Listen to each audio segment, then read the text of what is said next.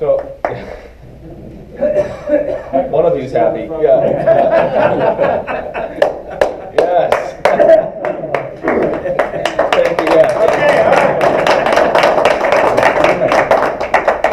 That just became the most awkward introduction ever. So that's all right. So Jake and I are absolutely honored to be with you. Some of you were here the first session, and I'm just thrilled. We got so many great questions in that session. We kind of took the 30,000-foot view of how do you build a small group ministry in your church. And as we discussed, we were able to kind of highlight things that we've learned, mistakes that we've made, and this is the fruit of several years of being very intentional with building a small group ministry at Ada. And this session is going to focus on, now you've built a healthy small group ministry. That means there ought to be small groups that are meeting. What does that look like? How do you answer the question, what is a healthy small group? And for those of you that weren't in the first session, just a few items that might help give context. Jake and I come from Grand Rapids, Michigan. We are part of a church called Ada Bible Church. And Ada Bible Church exists over 4 campuses. So we have 4 campuses that meet.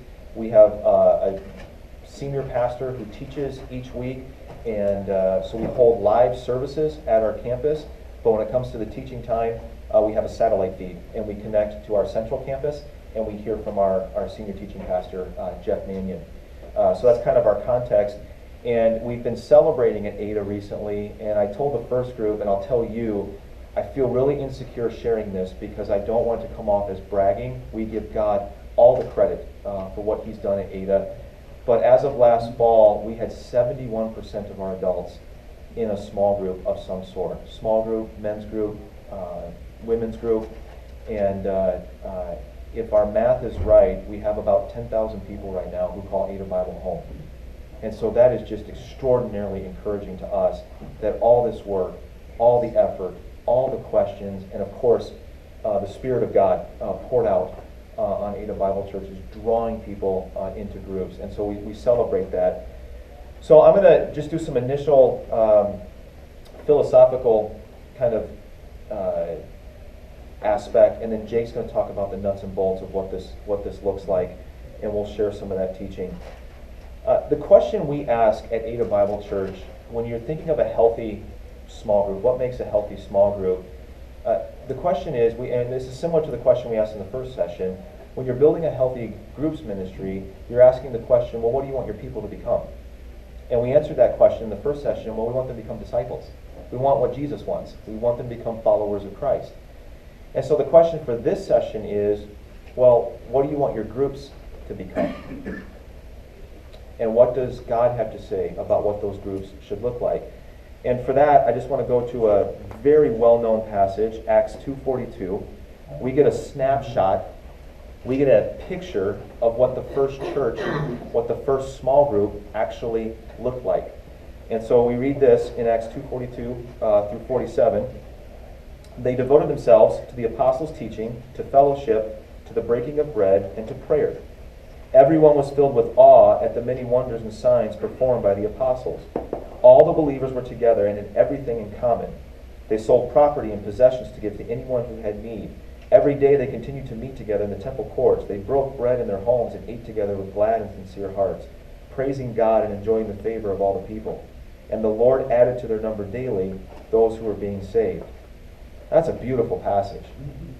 It's a snapshot of what the very first church looked like.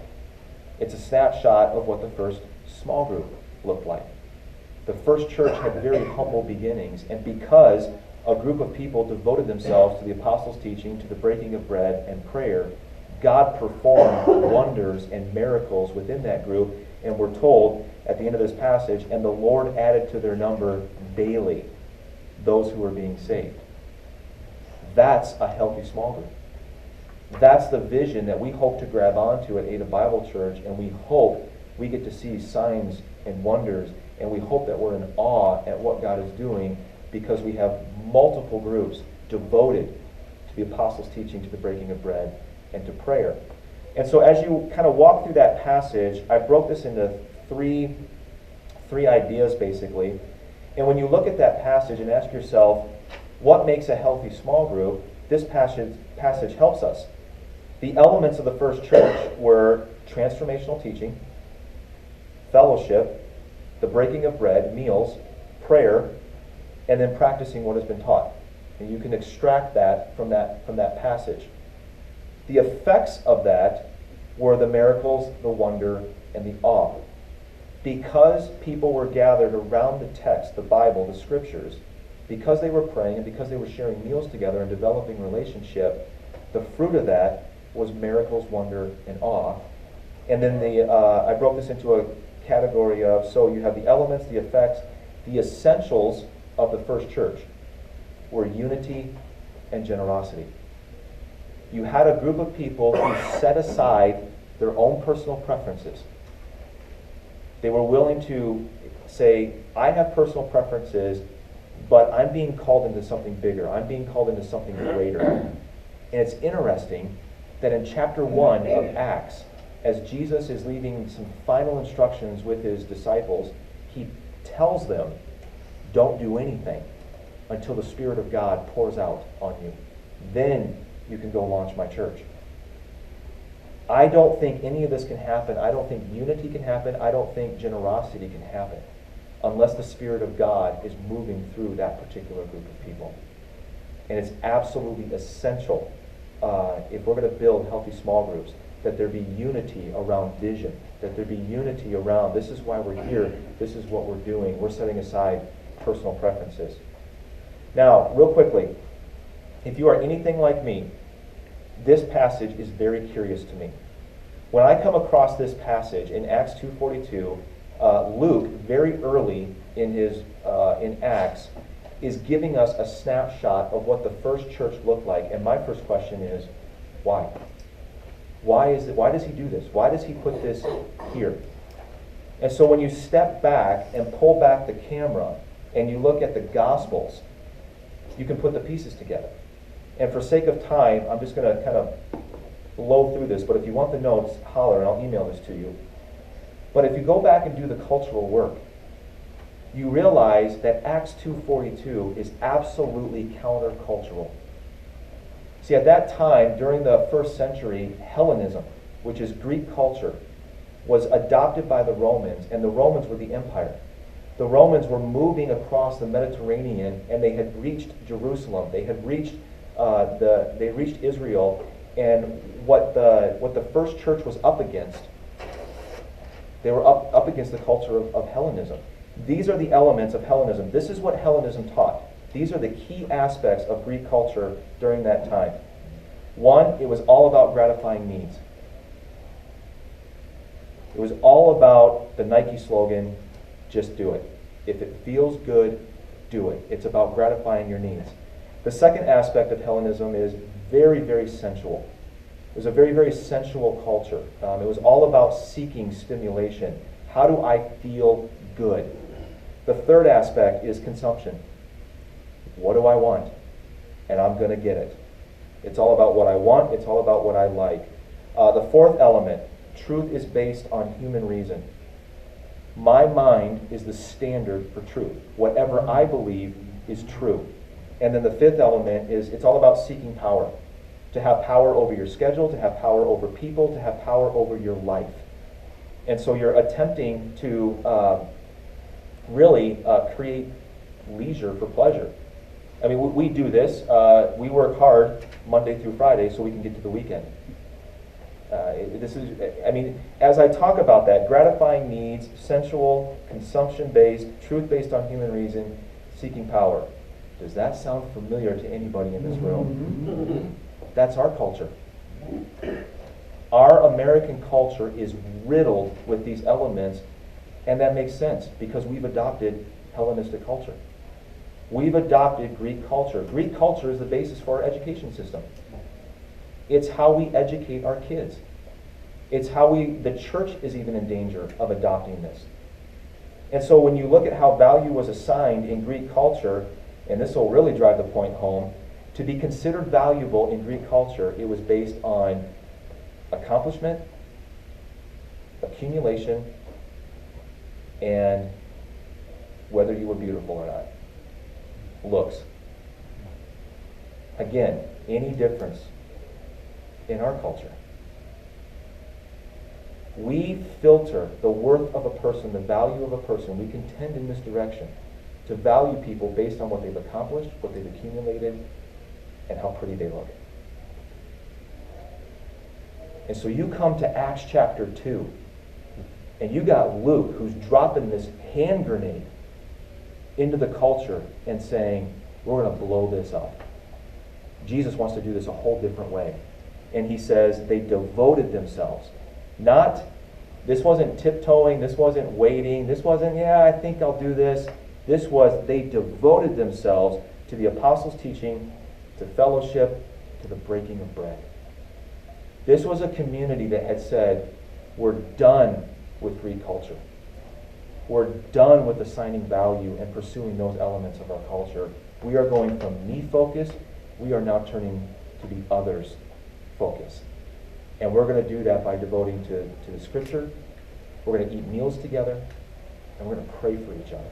And the fruit of that is God expanded the church, and the church, Acts tells us, went out from Jerusalem to Judea to Samaria, and we're sitting here today. We're sitting in this space today. We are sitting in a church in northeast Wisconsin because this group of people in Acts 2:42 devoted themselves to the Scriptures, to the breaking of bread, and to prayer. That's what we hope to accomplish at Ada Bible Church. And so Jake's going to come up and talk a little bit about our small group values and what we have a card we're going to hand out. I do want to reference real quickly, because I don't want to steal Jake's time. I'll hand this out in just a second, but some of you got this in the first session. Our philosophy at Ada Bible Church is we do discipleship in 3 environments: the row, the circle, and the chair. And what we've decided as a church is we teach, we primarily go after transformation. What drives our teaching, what drives our groups, what drives our relationships is not passing down more information. It's going after transformation. How can these circles encourage transformation? How can we help our people move from being me-focused to others-focused? How can we help our people move from being creatures of their culture to now being fully devoted followers of Christ and reflecting His heart? We believe information is important. If you watch any of our sermons, our teaching pastor spends about 5 to 7 minutes in every teaching exploring the culture, exploring the people and the characters of a particular text. But then we spend the rest of the time, how do we help our people act on this? How do we help them move and take steps towards Christ? And so I'll hand this out to those of you that don't have it. I want to pull Jake up here. He's going to talk about... Slide. Yeah, I'll change that. He's going to talk about how we do that in circles. Yeah, so Dan's going to be passing out a couple things as I'm presenting here. Just want you to know up front, our hope is we have a limited amount of time with you. So afterwards, we're going to give out our business cards. Please email us if there's any questions. We're going to give you a bunch of resources. And we have a team worth of people that have spent a couple of years developing some of this material. And nothing would make them happier than knowing that there are other churches that are experiencing life-changing community as a result of that hard work. So use it. Feel free to enjoy these resources. Do whatever you can with it. Email us and let us know if there's questions or anything like that. So as Dan's now handed out, these cards here, we refer to this as like the target. These are our spy cards, is what we call them. And this is like our target. We tell our small group leaders, if you are doing these 3 things as a small group and as an individual, you're nailing it. That's what we're looking for. Sharing life is top. That's the first thing. We want our small groups, we so believe in relationships that we want our small groups to be sharing life, going through the ups and downs and whatnot of life together with other believers, offering encouragement to each other, those types of things. And then pursuing God. If small groups sit just in the sharing life circle, we don't believe that's success. We want to see you move forward and say, all right, we're sharing life. That's a huge, vital part of small groups. And now let's pursue God. Let's invest in that's Bible studies together. That's working through a sermon discussion guide that we put out, or things like that. Something that has you studying Scripture and growing spiritually as a group and as an individual as well. And then it doesn't stop there. But also, we believe that healthy Christians and healthy small groups have to just pour out to others. There's a welling inside of them from the blessings that they're getting from sharing life together, from pursuing God together and individually, that they just want to pour out and love on other people. And so we believe small groups that are healthy are doing those three things. And so that's a thing that we hand to small group leaders. I'm a small groups pastor, so my job is to meet with small group leaders all the time. And I put this in front of them, and I ask them personally, how you doing sharing life in your small group? How's your small group doing sharing life? How are you doing personally pursuing God?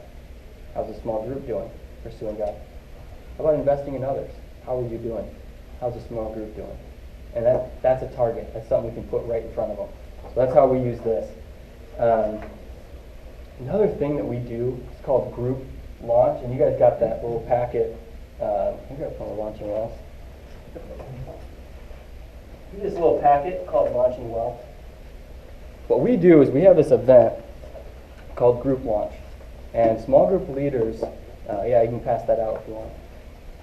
Small group leaders, or our small groups, come to this event, and it's individuals, couples. They come, and we've gotten information. We've put together groups. We've prayed over the groups, and they come and they get to sit at a table at this event and have dinner with their small group. They come in, meet their small group, get to know them, and it's just a huge win for us. And then they walk out with this, launching well. And this walks them through, what do you do for the first 8 meetings together? Okay, and so for the first 8 meetings together, they have a process to follow. And you'll notice, if you flip to the very first page, right there, share life, pursue God, and invest in others. So there's an opportunity for us to re-establish, again, this is our value. You're succeeding as a small group and individually doing these 3 things. And then, if you flip to the next page here, we've got be there, be engaged, and be yourself. That we talk about at the group launch event, that's our expectation for individuals in a small group. It's what we want for our leaders, it's what we want for the people. We want them week after week, be there. Protect your schedule so that you can consistently be with your small group. But then that's not enough. We want to see individuals who are also engaged in the conversation. They're a part of the transformation that's happening week to week. And then be yourself. It's so easy. I'm sure all of us in this room have done it. Where you're in places and you're just talking surface level. You're not investing. You're not really showing your heart. Small groups need to get there. And so those are our expectations for individuals, and we tell them right up front that you got to do that. And then the most important thing that this does, if you flip to page 12, the most important thing that this does is it shares stories. I was in a small group for 4 years. Actually, it's still going now, so I guess it's 4.5 years now. And it's been a phenomenal experience, just so transformational. We didn't share stories. We didn't talk about our upbringings. We didn't talk about situations that were, transformative for us until 1.5 years in. And every one of us have talked about that, how it was like before that weekend where we shared our stories, and then there was after. And that was just the biggest thing that we ever did. That moved us forward so far as a group. We're crying for each other and some of the things that each other's been through. And as stories come out later, you hear something that happened to them this week, and you think, oh my word, I know how that hit you, because I remember your story. It's just like when this happened to you.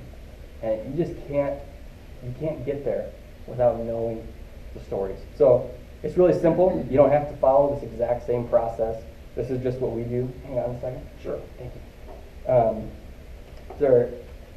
We call it our 3x3 method. You just have 3 important people, 3 pivotal events, and 3 special places. Just makes it easy. for people to know what they're coming, what they're going to talk about. It makes it a little more comfortable, and it's just a starting point. You don't have to follow that exact thing, but it's just a really good starting process for getting to talk about your stories. We let them write it out, kind of sketch it so they can plan it. And they spend 3 weeks, just members throughout the group are sharing their stories. So that's huge. Take that, use that.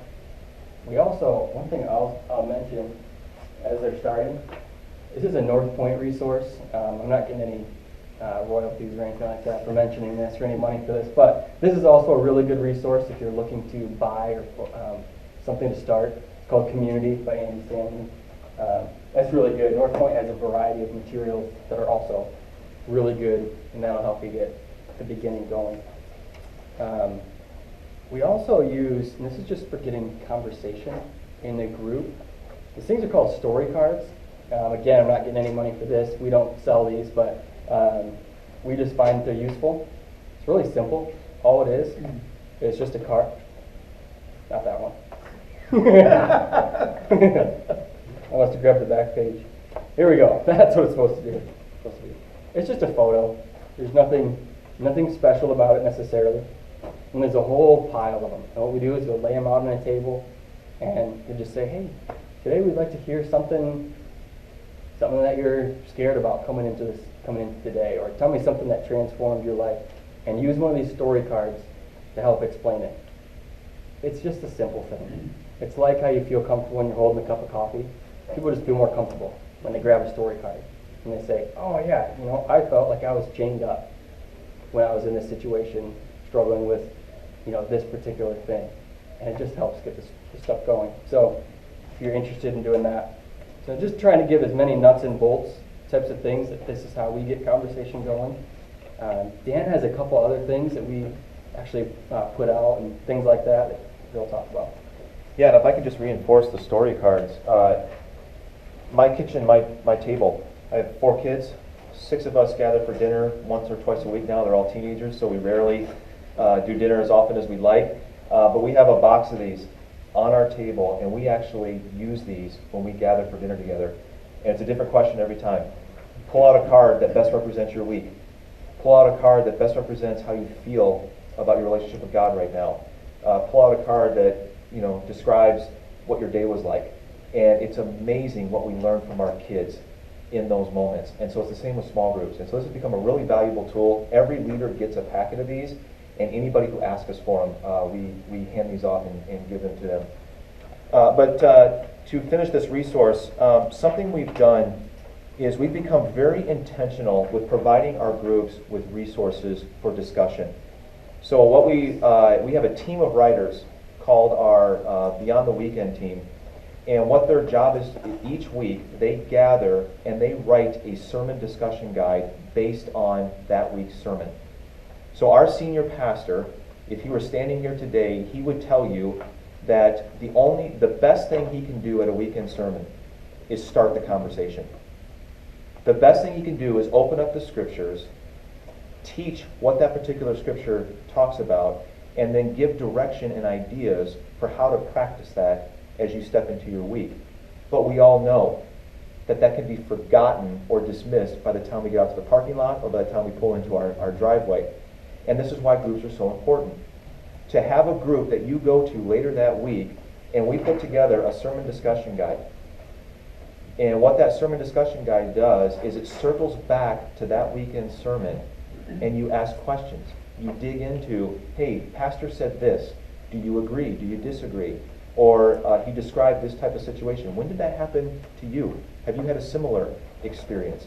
Or hey, pastor gave some direction on how to practice this. How are you finding this? Is it something that you find easy? Is it something you find challenging?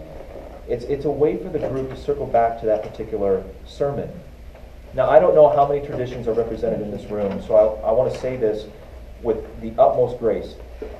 I grew up in a church tradition where we heard a sermon on Sunday morning, we heard another different sermon on Sunday evening, and then we went to Wednesday night church where we heard another sermon. I never knew what to do with any of that. Now, as a church, we're saying, let's focus on the one teaching. Let's go after this. And each week we can practice and ask questions and develop and grow based on that weekend's sermon. So what you're getting is, in your hands, the first thing is the sermon discussion guide. And you can see that it follows our structure. It has a section on sharing life. It has a section on pursuing God. And on the back, it has a section on investing in others. We are attempting to draw people back to our values. We want our groups to be consistent with our values. We want relational environments where people are learning how to be disciples. And so this brings people back to that. And we ask questions specific to that particular value. So you spend the first half hour sharing life. How'd your week go? Anything we can pray for? Then you jump into pursuing God. Let's take a look at the text. Let's take a look at the scripture. And let's ask some questions about what we learned. And then how are we doing investing in others? And there's guidance there on how to do that. So that's the first tool. And then we also have another tool that you have called Beyond the Weekend. And what this comes in digital form. Both these come in digital form. But we want to have you have a paper copy so you can take it with you. This is 5 days of chair time. So we talked about the row, the circle, and the chair. This is 5 days that circle back to the sermon. You can read through that particular day, Monday, Tuesday, Wednesday, Thursday, Friday, and this can come directly to your email inbox. And it's designed so that you can take 10, 15 minutes of your day and just invite God into your day. This can happen in the morning. It can happen on a lunch break. It can happen as you pull up to wherever you work and you take 10 minutes in your truck or whatever it is, and just run through and then walk in, and now you're fully loaded to practice the heart of Jesus as you walk through your day. For parents of young children, this can happen at night. When the kids go to bed and you finally have 10 minutes of peace, you can take 10 minutes and invite God into your day. But we're attempting to provide resources for our people, and we have a team devoted to that. The second thing we do is we typically have a fall sermon series that runs 10 to 12 weeks. And I don't know how your church functions, but at our church, at Ada, a lot of new people come to us in the fall. Labor Day is kind of a transition. We get past Labor Day, and a bunch of new people check out our church after Labor Day. And so that's one of our bigger sermon series. It's one of our longer sermon series. Typically, our senior pastor does a lot of planning in advance to ensure that series is one of our best.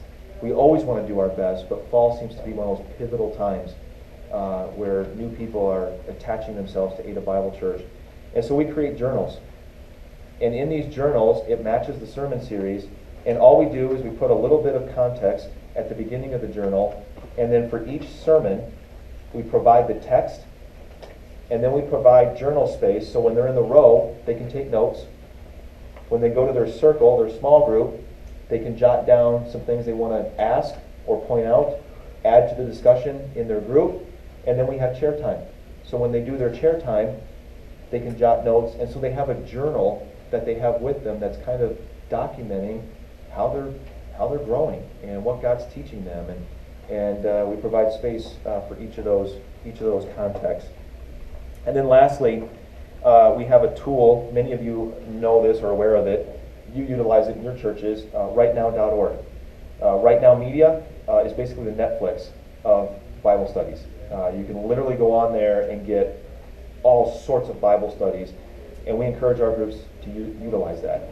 If they're not going through a particular sermon series with us, that's okay. They don't have to, but we move them and kind of push them towards Right Now Media. We give them a subscription. They have access to it. That's a gift that the church provides, and they can go on Right Now Media and they can pick a topic or a study that they want to go through as a group, and we just encourage that. So those are some resources. Jake's going to talk about, so you've got leaders. You have leaders that you want to lead healthy groups. What do you do to help train them and guide them in that process? So he's going to talk about that. Yeah, we're at 10 minutes. Are we? Okay. Yeah, when is that? Yep. So what Dan's going to be handing out right now, what we do for training is called huddles. It's where our groups, our leaders come together and our small groups pastors train them. What this is, what you're getting handed out, this is the script for an upcoming huddle. So 3 weeks from now, I'm going to lead a huddle with all my leaders coming together, and this is what we're going to teach. It's almost completely done. You're actually getting this resource while it's in process, because this is literally what I'm going to use in 3 weeks, and it's not 100% finished. But the idea is, when we bring them in, we want to focus in on what are our core values, and what can we help train and work with our leaders. So you'll see on there, there's know, be, and do. We choose, are we going to focus in on something we want them to know? Are we going to focus on something we want them to be? Or are we going to focus on something we want them to do? And so this time, we're focusing in on sharing life, how to, it's about how they share life as a group, and we're focusing on do. We want you to do, asking great questions and having good conversations as a result of questions. And so, there's nothing really magical about this, as you see as you're reading through it. We're just trying to reinforce what our values are and offer opportunities for continued training. And I don't assume that I have all the answers. What you'll see here is there's a lot of times we let our small group leaders come up with ideas together, collaborate. There's great ideas sitting at a table, talking with other leaders. They might come up with something I didn't think about in my office throughout the weeks leading up to it. So feel free to use that stuff. If there's any other material, please let us know. We got our business cards here. But we have a few minutes.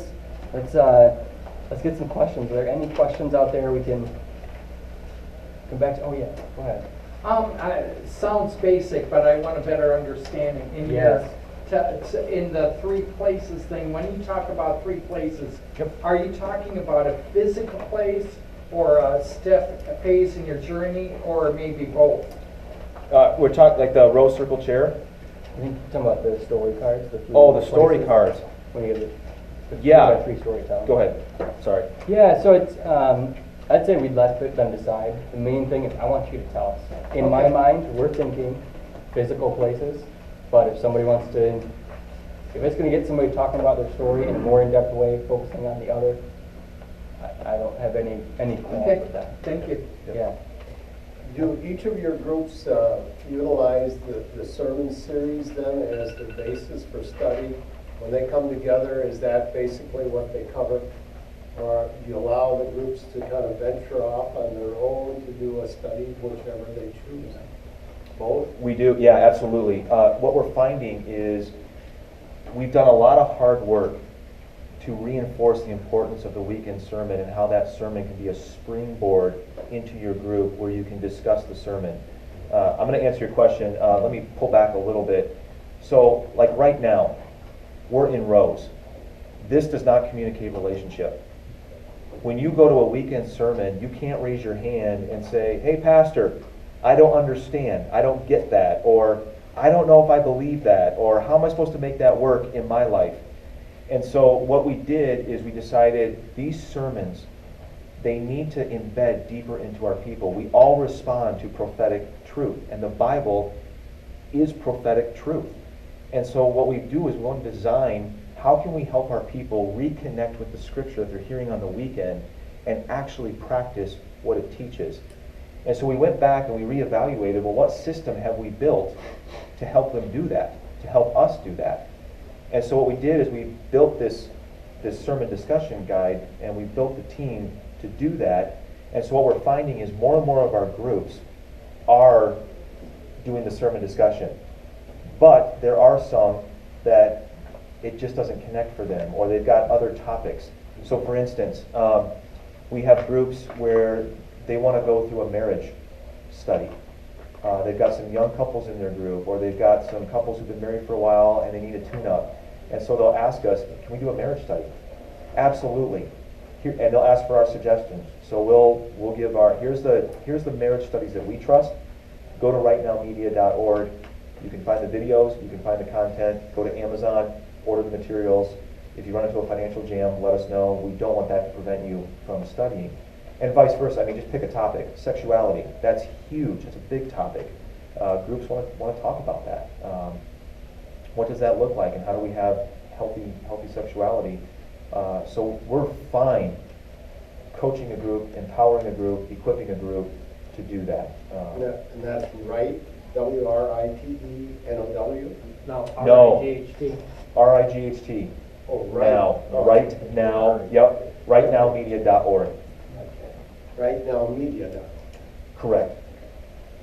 Yeah. How Dan. do you guys equip your leaders to handle mental health challenges? We were just talking about this yesterday.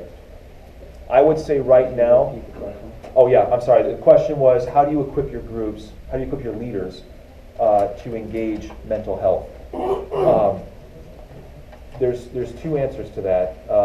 One, as a staff, we are recognizing how profound mental health is affecting our people. We have people all over our church right now who are wrestling with, struggling with, trying to negotiate through significant mental health challenges. And so what we've done is we have gifted counselors that we have vetted, that we trust, who counsel from a biblical perspective, and we help people who come forward and say, I need help, who have a mental health challenge. We direct them and resource them with those counselors. The other question we are beginning to ask is, this is coming up so often now, how do we train our pastoral staff? How do we help our pastoral staff be able to answer those questions? And I would say we're on the very front end of this. So at our campus, what we're doing is we have a monthly care meeting where any of the pastors at that campus who are providing pastoral care to the congregation, we meet to discuss each case, protecting confidentiality, but what are you encountering? What are you running into as a pastor, and how can we resource? What resources do you need? So we're going to be inviting counselors from the community to come into those meetings to train us on how to help people with mental health. So we're kind of coming at it from two directions. We want to provide biblically sound counselors who are really good at what they do, and we also want to provide really sound pastoral care, but we're on the front end of that piece of it. How do you train, what do you do to train and select your small group leaders? Yeah, dude, Yeah, take it. great question. So training is primarily what you're asking for leaders, correct? How do we train How do you leaders? pick who they're going to be? Oh, picking how they're going to lead. So we talked about this in the last one, so I'm glad you brought that up. It's a couple things. So the first thing I'll say is, you're looking at who to be a leader. There's two buckets I like to put stuff in. You got character and competencies. And character, you can't do anything about. You know, that the people are who they are right now, and competency you can train. If somebody got who they are and what they can do skill-wise. When I'm looking for a leader, I'm looking for somebody who's humble. I'm looking for somebody who's teachable. I'm looking for somebody who's available, and I'm looking for somebody who's seasoned, has some, not 20 years worth of ministry experience, but some level of consistency in the faith. And I'm looking for that, some sort of stability as an individual. And then the skills side, you kind of know who your leaders are, and that informs you on how to handle these huddles. So two elements to that. First is I can train if I have somebody who's weak in a particular area as a leader in one-on-one meetings. We can do huddles that help work on some of those skill areas. And another huge thing we can do for skill stuff, build a group with people that have some of those similar skills. So there's you've got a group and you have an individual leader who's extremely high character and maybe struggles with one particular thing. I'm going to try to put somebody in his group or her group who's got strong abilities in that same area, and let those two work together a little bit on that. And say, hey, just because you're the leader doesn't mean all the burden of responsibility for this group falls solely on your shoulders. As a matter of fact, it probably shouldn't. I want roles. I want somebody who's saying, you know what, I'll take prayer stuff. I'll take an admin. Somebody else saying, you know what, I'll take if there's, scripture questions and afterwards somebody needs to dive in and find some answers and talk to pastors, I'll be the one that does that, and a variety of different roles like that. Does that answer the question you're asking for? Yeah. Oh, so that was That would selecting. Training was the other question, right? Yeah. So that's selecting a group. Training is what these huddles are for. So 3 times a year, we do training with the whole, anyone that's a small group leader who wants to come, we train. And then one-on-one, I meet every couple months with every leader. If they aren't interested, if they aren't asking to meet more often, I'm meeting there and I'm trying to create a plan with each person. What does their group need? And what does this particular person need? And I try to work each time I'm meeting with them to keep training in those areas. And some people want more attention than that. Some new, you might meet with them every month or even more than that if they really need particular training.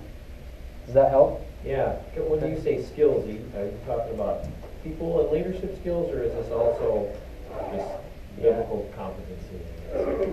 Yeah, that's a great question. Yes and yes. Yeah, All I'd of say it. yes and yes. Yeah, all of it. Yeah. And I think what's beautiful is we guarantee every small group leader a relationship with a pastor. It is that small group pastor's job to reach out, initiate, be involved in that leader's life and learn that leader, develop a genuine relationship and understand how is this leader wired, how are they skilled, and then to piggyback off what Jake said, if they're great at facilitating a group but need some growth in doctrine, that's what we're going to talk about. Let me give you some resources to help you understand what you believe and why. If it's they're strong in doctrine but their relational skills are a little suspect, how can we help you develop your relational skills? That's the job of the small group pastor, is to equip and encourage. And that can happen, like Jake said, in multiple environments. It can happen one-on-one. It can happen in huddles and trainings. It can happen within the group, where the group can help each other. But we tell leaders, you are not responsible for everything in your group. In fact, the group has probably failed if you are responsible for everything. Your job as a leader is to find the people in your group. Who's the one who's really gifted at hospitality? They should probably host. Who's the one who's really good at admin? Let them run the calendar. Who's the prayer warrior? Who's the person in your group that they're really interested in prayers and prayer requests, and they want to pray for people and keep track of people's prayer requests? Let them do that. Help them, equip them. And so our job is to equip them to equip their group. And so that's what we have found in our context. How are we doing on time? Like 5 minutes? Oh, Oh no, it's 12. Sorry, that clock, I'm misreading Okay. it. Yeah. So we're over. Hey guys, one last thing. We are absolutely thrilled that we got to be here for these 2 sessions. We just dumped a ton. We've learned this. We're still learning. We're still growing. If there's any way that we can help, we've got business cards up here. You can email us. We love meeting with other churches and their teams. We love doing Skype calls. We love doing emails, phone calls, whatever we can. We've had so many churches pour into us, and now for whatever reason, God is allowing us to pour into others. We want to take full advantage of that. So if we can help, let us know. Thanks, guys. Thank you.